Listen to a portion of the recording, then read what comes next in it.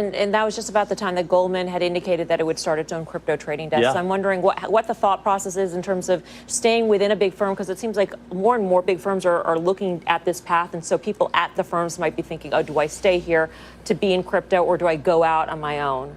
Yeah, I think there's been a lot of opportunity to start your own business and launch your own fund, or, like you said, you kind of saw an explosion of funds last year, and I think that's toned down a little with the pullback in the market. I think it's going to be a little longer before there's a lot of crypto positions available at a place like Goldman, right? That desk is kind of just starting.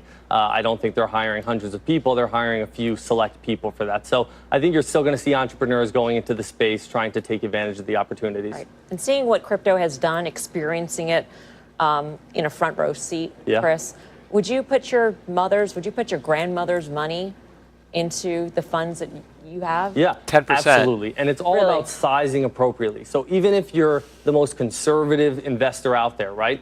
Just because there's a lot of volatility, the actual risk-adjusted returns are quite good relative to other asset classes. So for my grandma, I might put in 0.5% of her portfolio. That's her downside, is 0.5%.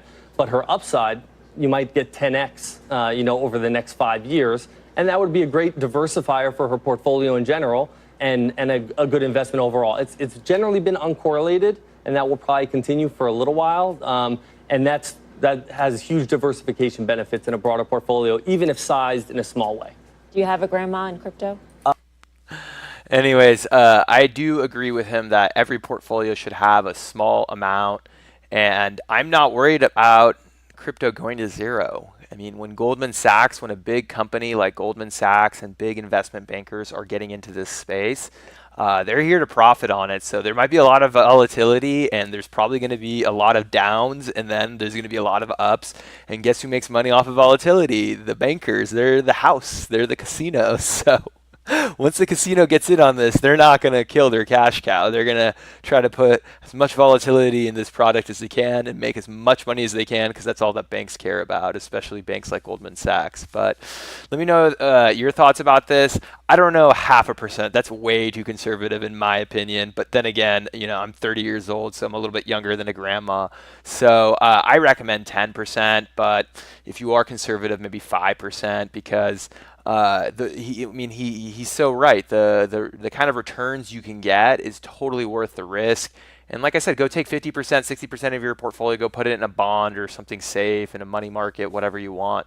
But you do want to have at least, in my opinion, 10% on highly volatile but good long-term outlook on some, whether it's crypto or maybe some technology stocks or whatever. But at the end of the day, stay diversified and dollar cost average, which I've probably told you guys a gazillion times. Anyways, let me know your thoughts, and I will talk to you soon.